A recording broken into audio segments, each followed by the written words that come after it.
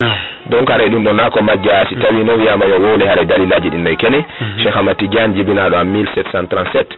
si tawi on ɗo wi ko maliki ankojo donc tay kadi na e mazhab o wi kadi ana malikiyun fiqhiyan wa i'tiqadan tijaniyun o wi min ko mi maliki ankojo ka fiqhu o wi ko non ka finde ko mi tijaniya andi izan tijani on ko akida munsha'a jadida moda sa adi donc tijani on ko lawol sincangol kesol donc ara yisedeji nay kene amma ko be wata ko kare hittina fi zikru anda ko wete zikrullahi no seedi e juulugol ngol a juulay tun ando a juuli e zikrullahi mon wona ya wadu ando a wadi parce que ko shay'un يأتي في اللسان ويكون في القلب ويتفكر به الذاكر يعني كو يتي ذكر كونكو ميوتون دو عبارة دو ko almamijo qadiri ya Sheikh Abdul Qadir al-Jilani wolingol kongol wi adhikru shay'un yakunu fi al-lisan wa fi dakhil al-qalb wa yakunu fikriyan zakir si tawi hunde den ko ya mijo de marade ka berne wola ka dengal yuru mada dum no yoni hanka carte o fo wanda wadi donc wadugol dum fi yo carte o fo andi ya wadu dum ko ya wada microji en ko yingo tanda ko yingo non taw e dérange go yimbe parce que en ala dalil be ala dalil wonde hay seyko jo mabbe wadi wirdu wingil towni dérange quartier ma duma donc ara on tigi on to je hore haqiqa on Allah subhanahu wa ta'ala no manti janto be ndalla den o acci hakke mi bangina non do tobbungo kadi laifu wada go kad no feña e tobbere go kadi mobugol ayaji alqur'ana den kala kallo wi zikru jetta dum bugo e wirdu ɗum ko fenade noon ɓeyna kullu zicrin fil qur'ani wirdun ala laysa kullu zicrin fil qur'ani wirdun wona kala ka tawi zicru ka qur'ana woni wirdu no woodi zicru ka qur'an hara ko amalun amalu jawarihi ka salat jomiraɗo wiyen ka suratul jum'a wa idha nudiya lis salati min yawmil jum'a fas'aw ila zikrillahi ene si juma noddinanama ko yimɓe ɓe yew wirdo ka koye ɓe yew juulugol donc ali on zicru ɗon ɓe ƴetta on ɗon kad ɓenna wirdu allah wi walladina amanu bi zikrillahi tatma'innu qulubuhum mo ko sabu wirdu bernde buttirta idan andi do be yanyini zikron fayda buri anda walladhina amanu bi zikrillahi ko sabu alladhina amanu wa tatma'innu qulubuhum bi zikrillah ala bi zikrillah qulub donc jettugol ayje den kala kala wi be na kullu zikrin fil qur'an wirdu ko fenano طيب استاذ عبد الله باز جزاكم الله كل الخير musbe julbe hedi be radio Sole FM 93.5 mi do andi waguto yaaja modja hedon andi dum onon kay do woy sivude emission ji din wuri o do deba o taji yewtere men hatta la taghraqa as-safina fi wata batu wangal yolo do andi batu wangal no tufi ka leydi men do fi wata ngal yolo en arta e makko yontere hande insha Allah ta'ala wondude Cheikh Oumar Bari karma ko meden tayib do ko natugol ton seeda parce que hakkilaji jama on wengilike modja piiji din wodi be wonbe yani fontude den de mabbe den e hore o do sunna nyalaado sallallahu alaihi wasallam laabudo be nodda yimbe ben faade dido majjireji majjinaydi bi maana wiigol wonde haray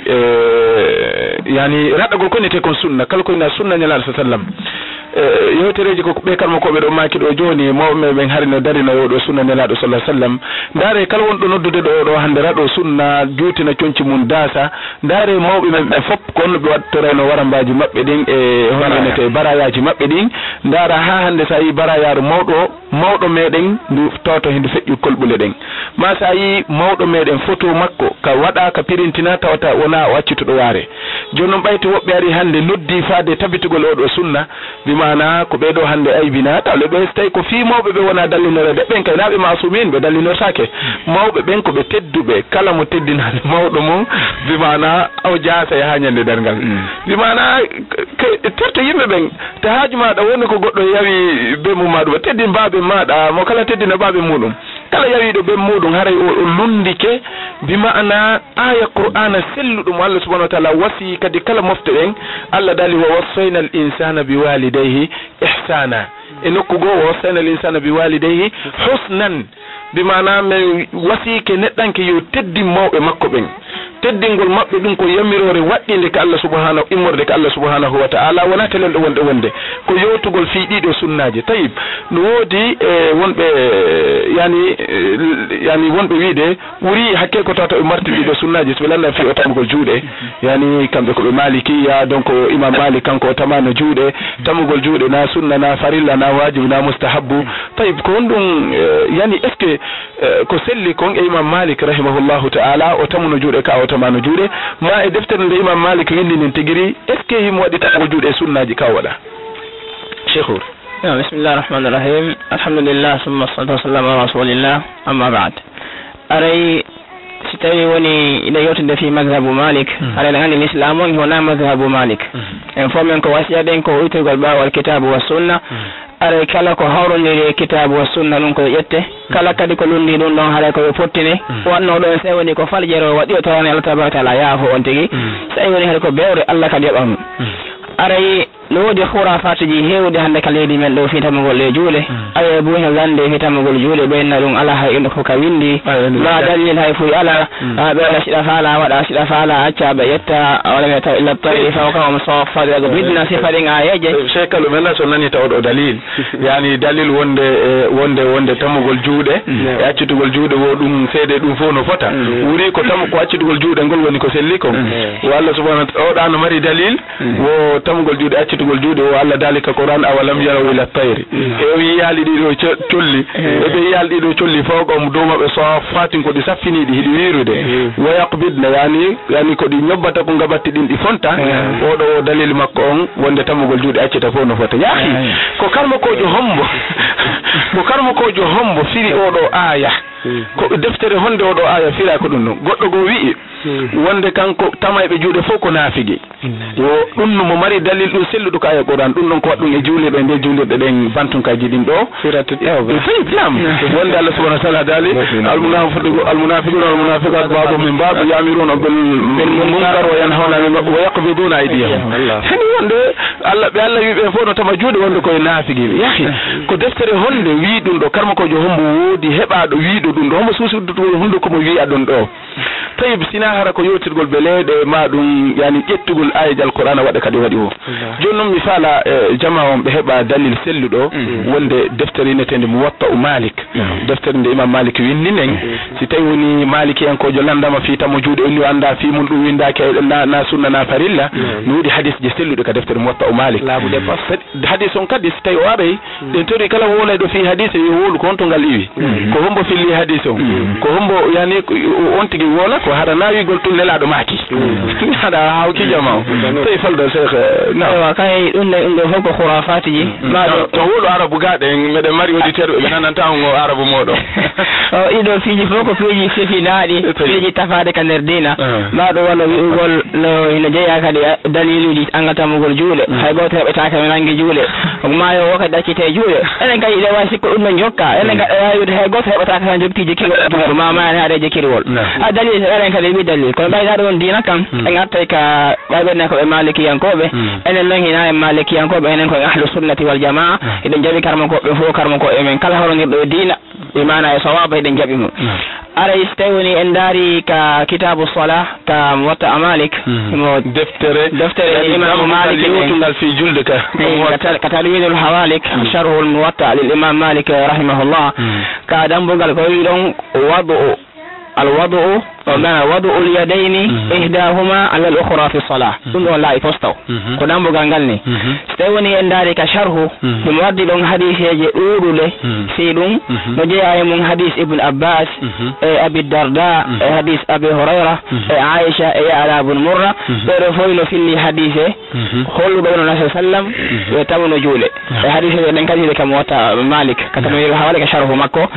إنه فوهنو إنه درتون كونو wonderton salam be maki salasun min an-nubuwa imana piiji tati ko jeyaade annabako mum inon pigi ala annabajo hay e goto aro si wona hare monde din pigi tati don tawi no jeya e majji o wadu ul yumna ala al-yusra fi salah rabbe ngol hadith on tawi no jeya e majji wadugol wallingol nyaamo ngon e ho nanongon ka julde donc woni haga fi salah kanjere julde ɗum ɗo holli kadi wona ka yaasi donc ɗum ɗo fof ko wimana ko piiji mi anda woni ko nangue ɓe sey woni be jangude be ala faamude kaabe saloto woni bayi fono waawonde goddo jangaro faamali maron hiya hawo gayna tigi taw yaada e ko faala ko hay ka fes sinaru neddo sun neddo l'islam ya sinan neddo sunna neddo islam jawdo Allah tabaraka wa taala jabna sallam kadi o do si halna ma fi qur'ana marun fi sunna o monike o puyi to ni makko aybini fi dum haray mimmi o tanjini hino wotta taw tigi tawdi be faamali al asasu fi din ani neddo taw o taw okko taw ko wadi kan ko wasiyoto at-tauhid ko tawhid on qabla kulli shay ko be tawhid taw hebo si go nata jangol fiqhu marum mustalahu marum tarikh sifadi tuji fo si tawhid on ala ko janga on do fus hare hoy fu na fatam o si go inni wa ashhadu anna muhammadar rasulullah inno ko dabirmu at-ta'a as-sam'u wa ta'a nanangol o annabajo dofto kadi o annabajo ibtira baawa makko hare kala dum do hare kanko woni yurmaado hoore makko kala won kadi salido ibtirgol baawo do hare ho kanko woni ko e be mana ko jasini hoore mum perdini hoore mum Cheikh Abdallah Ba haray ko on invité yani ka radio Soleil FM 93.5 yani yewtugo ci dido piiji di andan don hoore mon di wondi e sunoji molanade de dahiya siddo mada juldo hara himo yani lundi nde do deftere Allah subhanahu wa ta'ala ma mo lundi de do hadisaji nelaado sallallahu alaihi wasallam annintinen taw jama on fawali en yotugol dido piiji yani yidugol yeddondiral souvent mi aray do kenen jogo mi inna stayna ahlus sunna wal jamaa haysa ukitake débat on fi hondum parce que wobbe sikka amara woni ko wola fi dum te ko wadi hay karma ko mo membe docteur Rouré wayte be mabbe mi dali dérange wobbe fi mudum mi mana ko yani wobbe sikkay ko an ala ko wola taw ko odo ngido haala wi dum wi wola ta wobbe go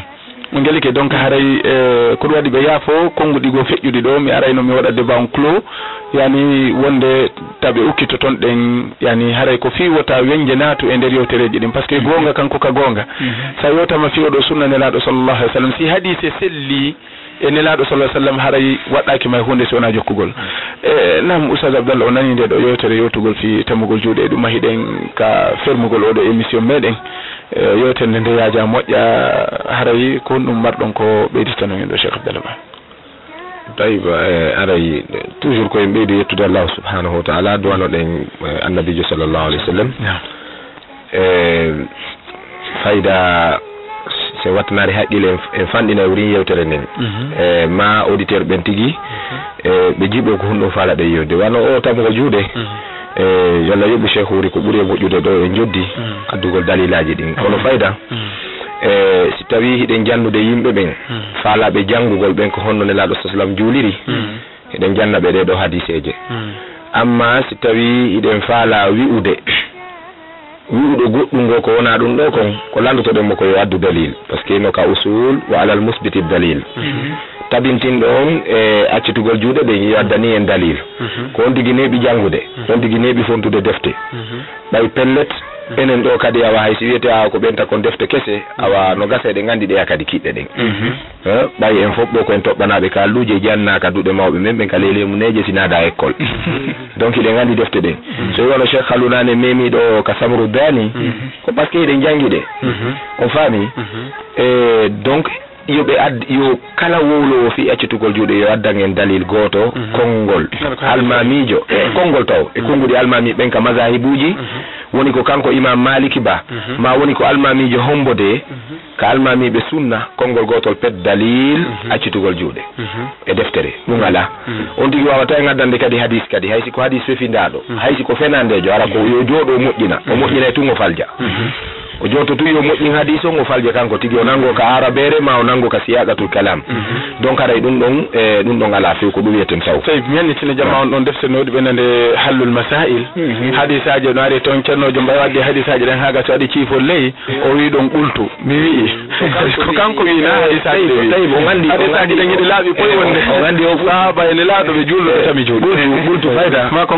bultu gal islam no ko farba wolta kon tariha yilto ya ko min halama min farba o andi docteur Mamadou Seyno do be adi yewtere fi tamugol juude be maki nelaado sallallahu alaihi wasallam be juulube tami juude be accitali juude habe fejjini mi hebuno do goddo noddo do landa o wi kanko mo yide min ad deftere ne ar yiden min gerdi ɗo waru yiide mo luttiri ni min yiidali min hallul masail mi fontinde ko fandu wala sappo e go parce que mi fininde yimɓe jeeɗɗo hande landi few hadis on d'abord hadisu tabrani o yamo addata on ɗon o ini kabbartu wa arsaltu kabbara wa arsala modi o ron ko famude kabbara nelaɗo habbiri ko yo luttu ka o habbiri ɗon ka ko yo jippinde si o fiɓa kabbara wa arsala nelaɗo si tawi habbiri ɓe acci ka habbirago ɗon tun e wiya goɗɗum nangi nelaɗo ka e wiya yimmaɓe nawnima haqqilkin boni hasha lillahi donc kabbara wa arsala nelaɗo ɓay habbiri ɓe addi juuɗe ɗen kay ɓe fiɓata ɗe ɗon donc ɓay ɗon ko duude iwri so wi kabbara nelaɗo habbiri wa arsala o artiriɗe modi mo falaka sonko yo faamu ko laaɓi kon ɗon ko selli kon fitara noon ko mulanden noon tigi tigi on aray ɗum ɗon hadis ala hay goto selluɗo wiɗen hay si goɗɗo wiyama ɗo yo moƴƴin hadis joni joni o addana en hara ko yo jooɗo moƴƴina wonde nelaɗo acciti juuɗe o wiya yo moƴƴin tungo nango tawi hiɗem lutiri 3 minutes joni ko waynagol mena jonna Cheikh Gallo in kana indaka kalam joni une minute inchallah naam ko rewtugol seeɗa e ko ɓe makani en ɗo fiɓugol juuɗe kon o gandi sen daari taw hara en ɓe memani en adilla tawa ko naqliya fo joni sen daari adilla aqliya non mi jaɓata arabon kade ha sen daari ko hakkille ɗen tigi famata ko hakkille ɗen yaltinta ko si tawi e yeehi hay ka justice gujjo e forude e nguy kasi ɓe wimo ala bar o suusa e accitude juuɗe ɗum noon ko fiyollu ko ihtiramal lil qaadi ɓe mana ko teddingol juge o si tawi ko yeehi ka l'école o wi moi monsieur ɓe wi toi o immike ko ɗum o watta le braka joni noon bayna yaday azza wa jalla malikil muluk yeeso allahu subhanahu wa taala anniɗa accitude juuɗe maɗen daroɗa yeeso o wiya aɗa teddinimo min ko hunde wotere mari komi wolna yimɓe no woodi darotoɓe wiya wonde si goɗɗo juuli o acciti juuɗe julde makko nen bonani naam mi tawide nde boni kono si tawi kanko kadi mo mari yaqin pellital laaɓungal wonde julde makko nden jaɓama miɗo landi dalil puisque nelaɗo ɓe maki sallu kama ra'aytumuni usalli juulire wona yirɗon mi juuliri noon tawi ne karmo koɓe maki no jeeya e chartiji ko watta ha golle neɗɗo jaɓe goo al ikhlas laɗɗingol dewal ngal wonande allahu ɗiɗi mutaba'atu nabi yo tawɗa jokkiti nelaɗo on no ɓe warri no si kamɓe ɓe juuli ɓe fiɓi an a acciti aray ko hunde molanani nde tata no hani ɗaɓɓitude min miɗo landi ɗon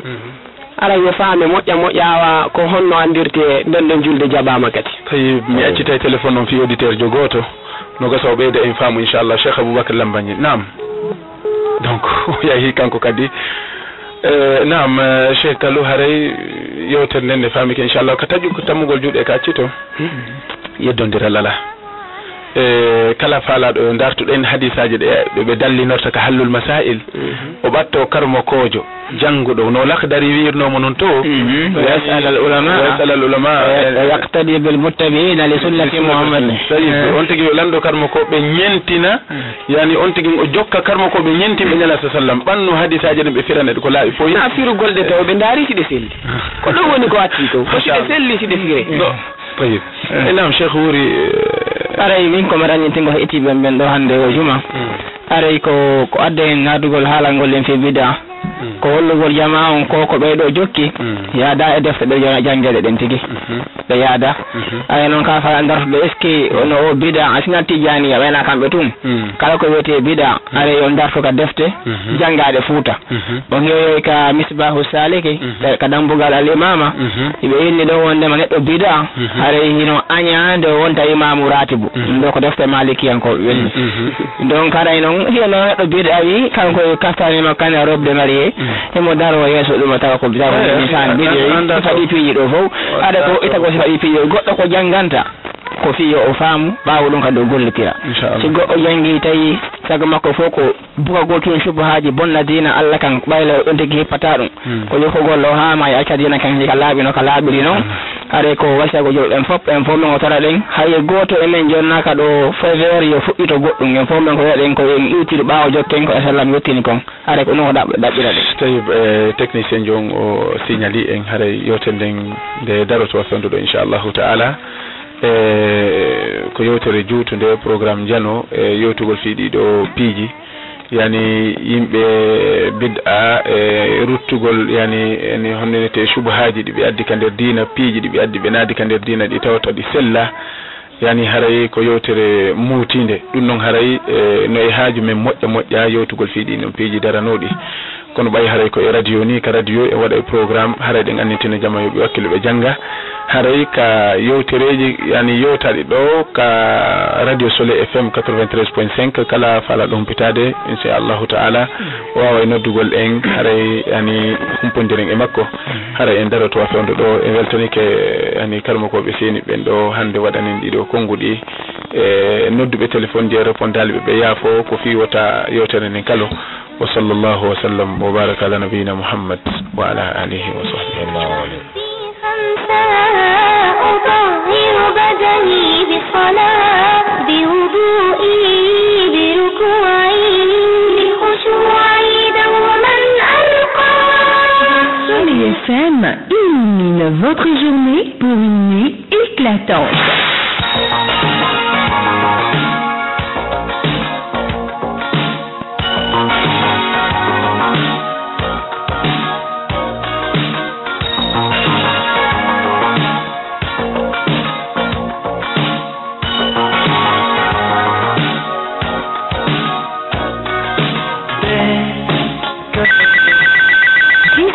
Vous pouvez intervenir dans la grogne en nous laissant un message sur notre répondeur au 68 935 935.